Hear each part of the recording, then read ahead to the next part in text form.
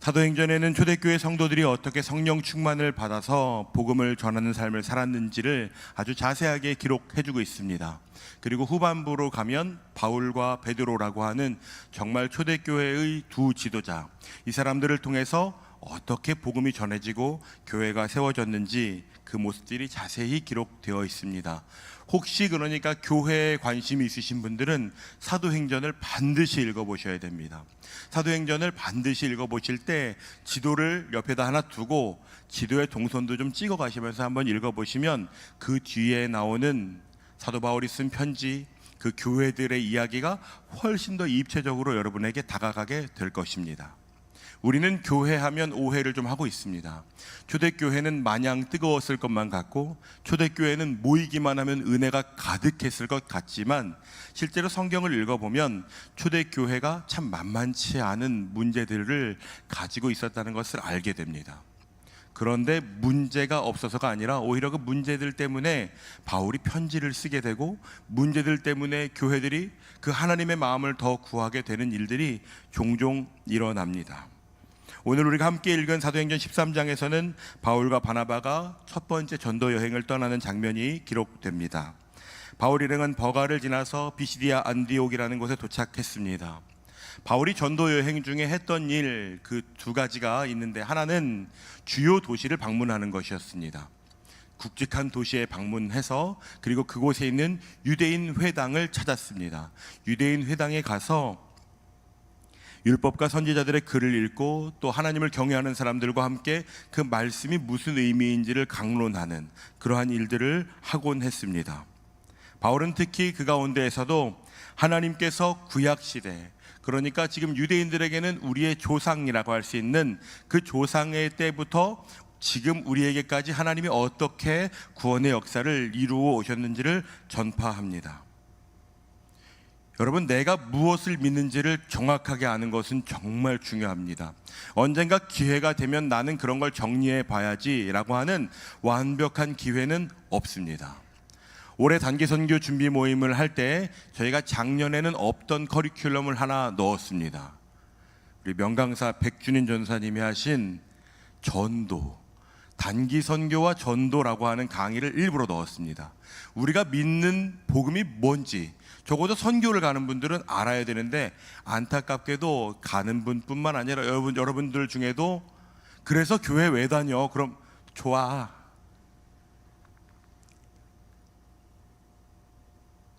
주일엔 교회 원래 어려서부터 갔는데 뭐 이런 거 말고는 할 말이 별로 없는. 하나님은 어떤 분이야? 하나님은 좋아.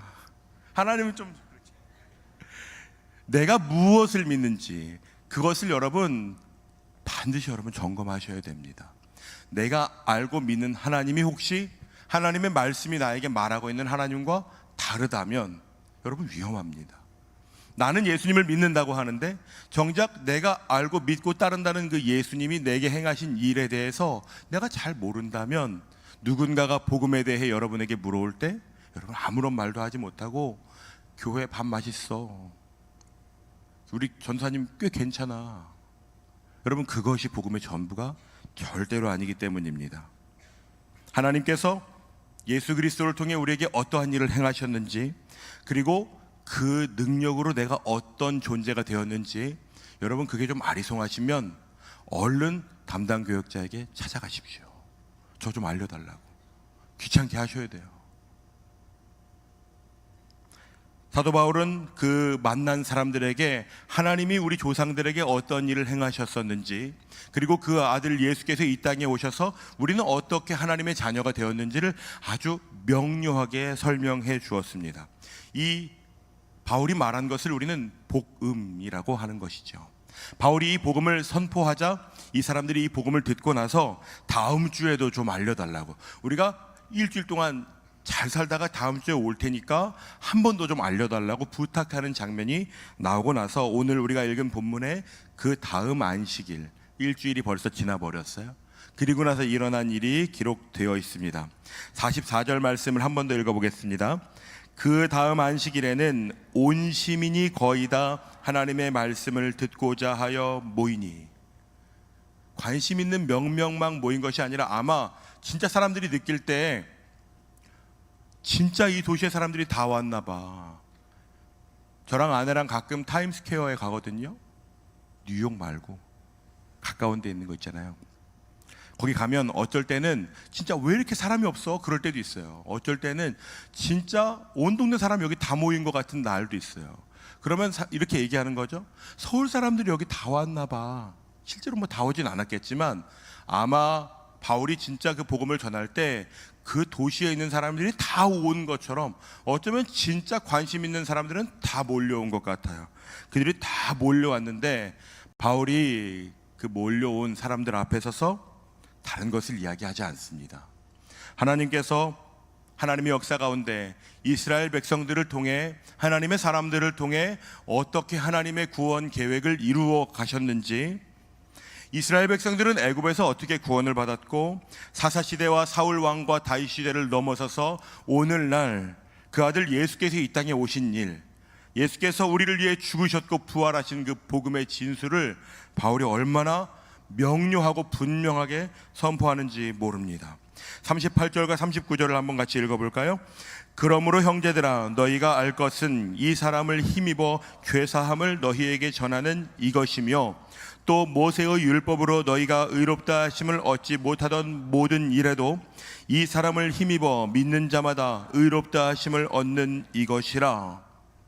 바울은 믿음으로 의롭게 된다는 이 복음, 당시에 이것은 의아한 이야기였습니다.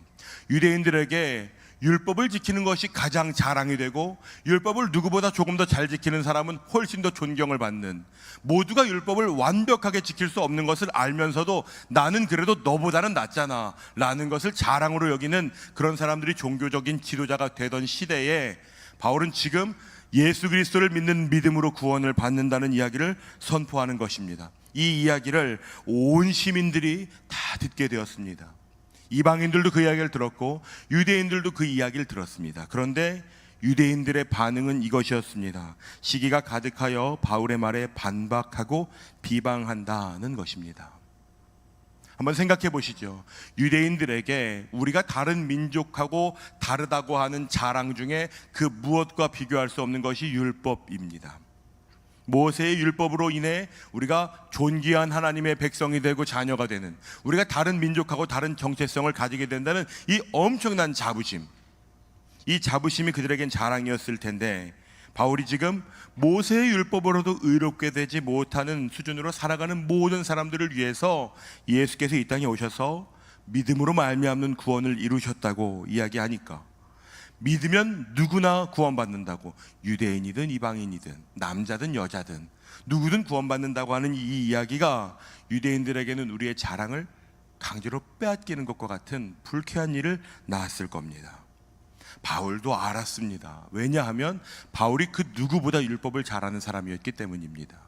바울 자신도 자신을 소개할 때 나도 유대인 중에 유대인이라고 자기를 소개하는 정도로 그게 얼마나 분노를 유발하는 주제인지를 알았습니다.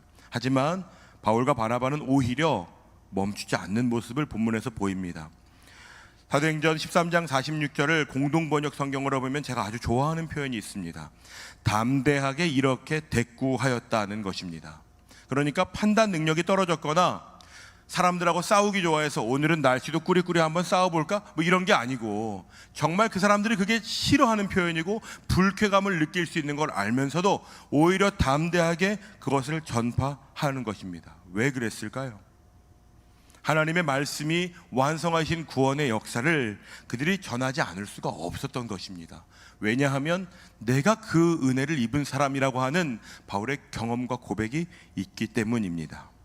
전하지 않을 수가 없는, 드러날 수밖에 없는, 말을 하지 않을 수가 없는 그런 것이죠.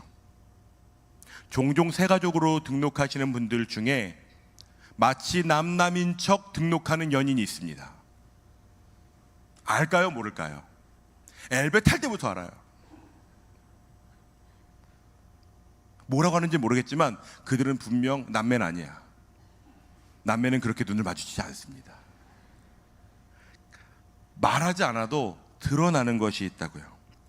해외에서 한국 사람 만나면요, 괜히 뭐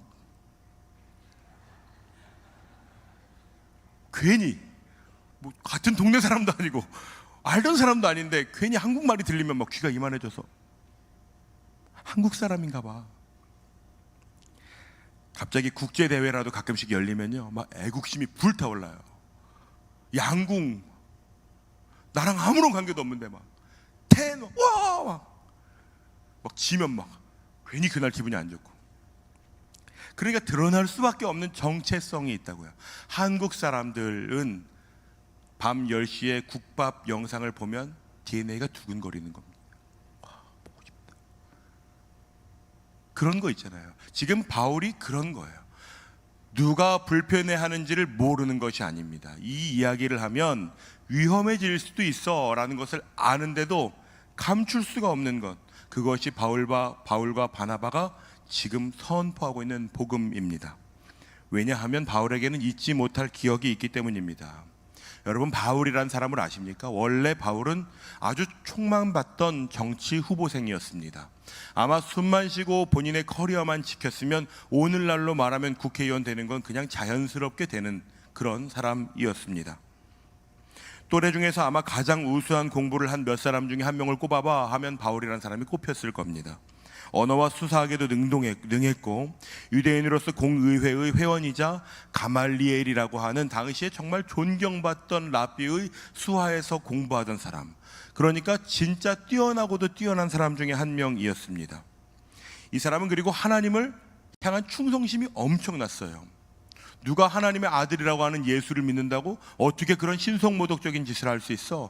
자신의 삶의 모든 것을 걸고 그 사람들을 잡아 죽이고 끝까지 쫓아가 그 사람들에게 응징해주는 그런 사람이었습니다.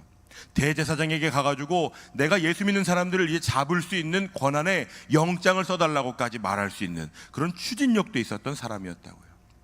초대교회의 7 지도자, 평신도들 중에 7명 중에 하나였던 스데반이라는 사람이 처형당할 때, 아주 안타깝고 끔찍하게 처형당할 때 바울이 그것을 바라보면서 아주 마땅히 여겼다는 기록이 성경에도 있습니다.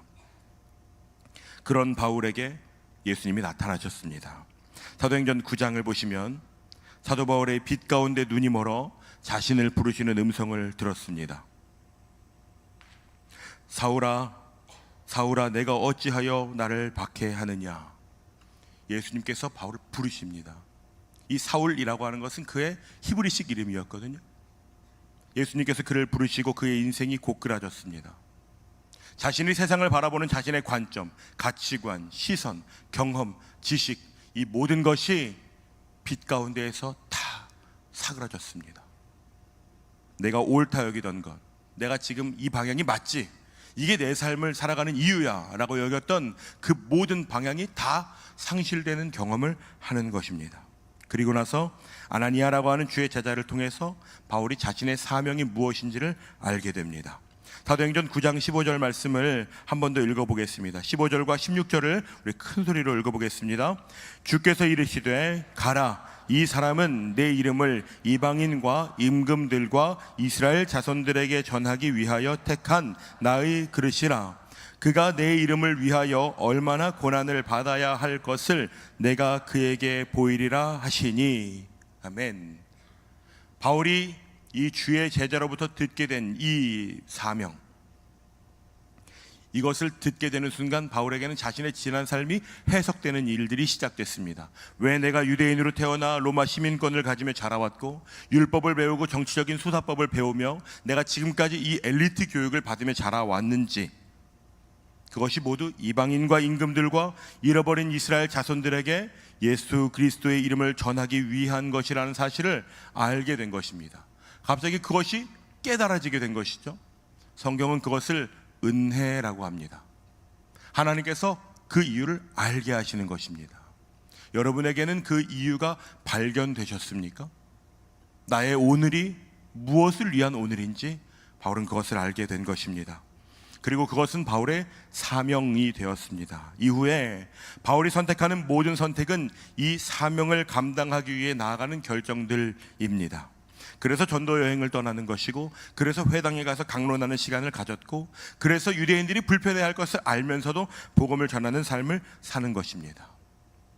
여러분, 누군가 여러분과 대화하다가 여러분 앞에서 여러분을 향한 시기와 분노를 드러내는 것을 경험해 본 적이 있으십니까? 저는 그런 경험해 본 적이 있습니다. 제가 보고서를 이렇게 가지고 갔는데 보고서를 보시고 나서 꾸기는 거예요, 이렇게. 그리고 저를 딱 쳐다보고 이걸 제 눈앞에 던지는 거죠. 제가 본능적으로 휙 이렇게 피했어요.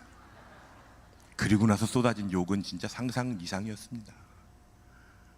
너가 미쳤구나를 시작으로 한 5분 동안 갑자기 아웃사이더로 빙의하신 줄 알았어요, 제 상관이요. 그런데 그게요 계속 생각나요. 나도 모르게 뭔가를 보고하려고 하면 트라우마처럼 생각난다고요. 바울이라고 싫은 소리 듣는 게 좋았겠습니까? 내 눈앞에서 비방을 당하는데, 유대인으로서 나랑 비교하면 저 사람의 스펙은 나보다 아무것도 아닐 수 있는데, 그런데 그 사람들이 지금 나에게 손가락질하면서 나를 비아냥대는데 기분 좋았을 리가 없겠죠. 하지만 그 감정보다 바울이 기억한 것은 사명입니다. 나를 부르신 분이 계시는구나, 나를 어딘가로 향하게 하시는 분이 계시는구나, 내가 나아가야 할 길이 있지, 그것을 기억하는 것입니다. 이것이 오늘 우리가 함께 읽은 본문 안에 담겨 있습니다. 13장 47절 함께 읽어보겠습니다. 주께서 이같이 우리에게 명하시되 내가 너를 이방의 빛으로 삼아 너로 땅끝까지 구원하게 하리라 하셨느니라 하니, 이것이 바울의 삶의 목적이 되었습니다. 이방의 빛, 땅끝까지. 그러니까 누군가가 나에게 비방하는 시선을 보낼 때 나는 이방의 빛이야, 땅끝까지. 아나니아라고 하는 주의 제자가 무엇이라고 말했는지 기억나십니까? 내 이름을 위하여 얼마나 고난을 받아야 할지 내가 그에게 보일 것이라고. 이 고난이 하나님이 나를 부르실 때 말씀하셨던 그 고난이구나. 그럼 나는 포기하지 않을 거야. 내가 왜 여기에 있는지, 오늘 내가 왜 이곳에서 복음을 전하는 삶을 살아야 하는지, 나는 무엇을 향해 나아가야 하는지, 그것을 기억하며 살아가는 것입니다. 요동치는 마음이 없는 것이 아닙니다. 어렵지 않은 것이 아닙니다. 어렵고 요동치고 아마 등에 땀이 났고 자존심이 상했을 것입니다. 그런데 그 주의 나라와 주의 복음을 위해 부르심을 받은 그 사명을 기억하며 살아갈 때 본문은 이런 일이 일어났다고 기록하고 있습니다. 48절과 49절을 읽어보겠습니다. 이방인들이 듣고 기뻐하여 하나님의 말씀을 찬송하며 영생을 주시기로 작정된 자는 다 믿더라. 주의 말씀이 그 지방에 두루 퍼지니라. 이전까지 이방인들은 간신히 유대인 그룹에 속한 후발주자와 같은 사람들로 살아가는 것이 전부였습니다. 유대인들이 좀 받아주면 고마운 거고, 보이지 않는 유리천장이 있으면 어쩔 수 없는, 나는 유대인으로 태어나지 않았으니까 아쉽지만 이 정도도 괜찮지 뭐, 그렇게 살아가는 것 정도였습니다. 을로 살아가는 거죠. 누군가는 할 일을 강요받기도 했습니다. 잘 알지도 못하는, 해본 적도 없는 율법을 지키면서 살아가라고 강요받는 삶을 살았습니다. 율법이 뭐예요? 너희들은 처음부터 다시 배워야 돼. 지금 너희들 그래가지고 우리랑 어떻게 같이 예배를 드려? 이런 공격을 받는 것이 자연스러운 곳에서 복음이 무엇인지 바울이 선포했고, 믿음으로 구원을 받는다는 것이, 이것이 이방인들에게 기쁨이 되었습니다. 그들이 하나님의 말씀을 찬송하며 영생을 주시기로 작정함을 얻었습니다. 하나님의 놀라운 은혜를 얻었고, 그 은혜는 이렇게 끝나는 것이죠. 주의 말씀이 두루 퍼지는 것입니다. 그러니까 하나님께서 맡기신 그 사명을 감당하는 것의 끝에는 그 사명을 감당하는 사람이 대단한 실력이 있어, 그 사람은 참 능력이 있는 사람이었어가 아니라, 마지막에 결국 드러나는 것은 주의 말씀입니다. 하나님의 말씀의 권세가 드러나는 일, 그 일이 일어나는 것이죠. 여러분에게는 하나님의 부르심이 있으십니까? 적지 않은 분들이 선교를 신청했습니다. 국내 국외하니까 220명이 넘어요. 선교를 신청하고 싶지만 못하신 분들도 계시겠죠. 그런데 이건 여러분, 선교에 참여하냐 참여하지 않느냐 그런 이야기가 아닙니다. 하나님의 자녀가 되어 하나님을 믿는다는 믿음 아래 오늘을 살아가는 여러분을 하나님은 부르시는데, 그 하나님의 부르심이 여러분에게 없으면 자꾸만 두리번 거리게 됩니다. 자꾸만 주저하게 됩니다. 내 나이 또래의 사람들은 어떻게 살아가는지를 비교하게 됩니다. 옛날에 이렇게 선택했으면 좀 낫지 않았을까? 이런 생각을 하게 됩니다. 고민하고 후회합니다. 저도 20대 때 그런 시간을 오래 가졌습니다. 예수님을 믿지 않는 것은 아닌데 예수님을 믿는데도 내가 이 선택을 하는 것이 맞는 건지, 하나님의 뜻이 이게 아니면 어떡하지? 이런 불안함이 저를 때로는 잠들지 못하게 했던 때도 있습니다. 바울 사도가 전도 여행을 하면서 수많은 교회들을 세웠습니다. 여러 은혜의 경험 가운데 세워진 교회들, 그 가운데 정말 치열함 속에서도 많은 교회들이 세워졌습니다. 고린도, 에베소, 로마 교회, 골로새 교회, 하나같이 문제가 없는 교회들은 없었습니다. 은혜 가운데 세워졌지만 문제가 있었습니다. 극복하기가 어려운 수많은 주제들이 있었습니다. 그 중에 하나는 이 혈통에 대한 것이었습니다. 타협할 수 없는 율법과의 혈통에 대한 것. 출신, 너는 노예의 출신인데 어떻게 나와 함께 먹고 마실 수 있어? 자꾸만 비교하고, 세상의 여론은 어떤데 나는 너랑은 신분이 다르고, 나는 유대인이라 너랑은 겸상을 못해. 이런 엄청난 것들이 그 사람들 주위에 가득했습니다. 남과 나를 비교하면서 누군가를 내가 찍어 누르면, 누군가가 좀 나보다 불의하게 여겨지면 나는 의로워지는 것처럼 그 사람의 죄를 정죄하거나 비난하는 일들이 교회 안에서 자꾸만 생겨나는 것이 한두 교회의 문제가 아니었습니다. 여러분, 교회에서 신앙생활하는 것이 쉬우십니까? 때로는 참 어려움을 느낄 때도 있습니다. 우리의 마음이 진짜 다르구나, 우리의 생각이 정말 다르구나, 우리 전도사님, 목사님은 왜 나를 이스라엘에 보내서 나를 잘 모르시나, 그런 생각을 해볼 때도 있죠. 그런데 그런 혼란스럽고 고민스럽고 부르심이 헷갈리는 성도들에게 바울이 보낸 편지가 있습니다. 우리 로마서 말씀을 좀 읽어보겠습니다. 화면을 보시면 예수 그리스도의 종 바울은 사도로 부르심을 받아서 하나님의 복음을 위하여 택정함을 입었다고 자기 자신을 소개합니다. 바울은 이 부르심을 받은 사람입니다. 그런데 바울이 지금 그것을 나 혼자만 가지고 있지 않고 이렇게 이야기하는 것이죠. 우리가 은혜와 사도의 직분을 받아 그의 이름을, 예수님의 이름을 위해서 모든 이방인 중에서 믿어서 순종하게 한다고 말합니다. 그리고 나서 함께 우리 6절을 읽어볼까요? 함께 읽어보겠습니다. 너희도 그들 중에서 예수 그리스도의 것으로 부르심을 받은 자라고 얘기하는 것입니다. 나와 우리는 그 부르심을 받았는데 그것이 끝이 아니고 나와 함께 사역하는 우리뿐만 아니라 이 편지를 읽는 너희 모두들, 우리는 다 예수 그리스도의 것이야 라고 이야기하는 것입니다.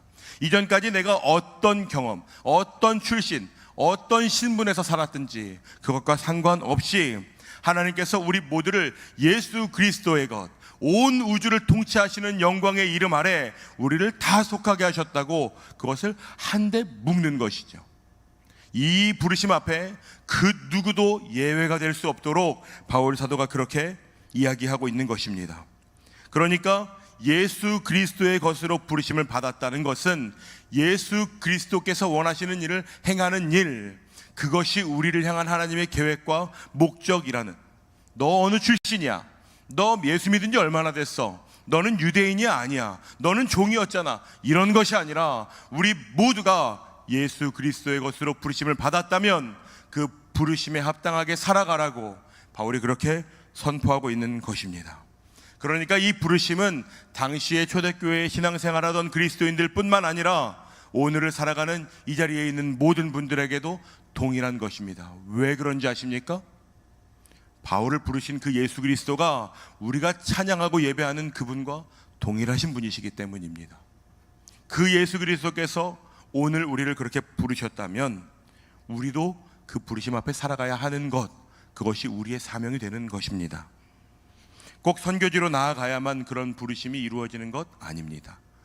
꼭 목사, 전도사로 살아야만, 직장 다 때려치고 일상생활 다 접고 산 꼭대기로 올라가서 내가 복음을 위해 살 거야, 하나님 우리에게 원하시는 것은 그런 것이 아닙니다. 여러분이 살아가는 그곳에서 그 부르심 앞에 머물며 살아가는 것입니다. 내 삶이 바울과 같은 부르심, 초대교회 성도들과 같은 그 소명 아래 있구나라는 것을 기억하면서 여러분의 삶을 바라보며 살아가는 것이죠. 우리가 살아가는 오늘은 말 그대로 이방 땅 한가운데라고 말하는 것이 주저되지 않습니다. 거룩하거나 가치 있거나 아름다운 일, 선한 일, 이러한 일이 여러분 주변에 자연스럽게 일어나십니까? 뉴스나 미디어에 그런 일들이 일어나는 것이 흔하게 보이십니까? 사건과 사고와 상처 입은 사람들, 억울한 일들, 정말 비상식적이고 어떻게 이렇게까지 악한 일이 일어날 수 있나 하는 것이 가득합니다. 차별하는 것, 편을 가르고 나와 너는 다르잖아, 공정함이나 평등함을 찾아보기가 어려운 것이 우리가 살아가는 세상입니다. 때로는 왜 하나님 이렇게 평등하지 못하고 평화롭지 못하게 세상을 만드셨나 하는 원망스러운 마음이 벌컥벌컥 들어올 만한 그런 소식들도 때로 있습니다. 그것이 우리의 눈앞에 펼쳐질 때도 있죠. 그런데 오늘 본문에 의하면 그곳에서 주님께서 우리를 보내신 목적에 따라 살아가는 것, 그것이 나를 그곳에 머물게 하시는 예수님의 뜻인 것입니다. 왜냐하면 우리가 믿는 하나님은 선하시고 완전하신 분이시기 때문입니다. 어쩌다가 실수로 나를 거기 아닌데 미안, 하나님 그런 분이 아니라는 것입니다. 우연히 우리가 신앙생활하다가 신촌성결교회라고 하는 곳에 모여서 함께 예배하는 하나님은 그렇게 실수로 우리를 묶으신 분이 아니라는 것입니다. 예수께서 이렇게 약속하셨습니다. 마태복음 28장에 이렇게 기록되어 있습니다. 함께 읽어볼까요? 예수께서 나와 말씀하여 이르시되 하늘과 땅의 모든 권세를 내게 주셨으니 그러므로 너희는 가서 모든 족속을 제자로 삼아 아버지와 아들과 성령의 이름으로 세례를 베풀고 내가 너희에게 분부한 모든 것을 가르쳐 지키게 하라. 큰 소리를 읍시다. 볼지어다 내가 세상 끝날까지 너희와 항상 함께 있으리라 하시니라. 아멘. 예수께서 하늘과 땅의 모든 권세를 한데 모아 여기 있는 여러분 각각을 모든 민족을 향해서 보내셨습니다.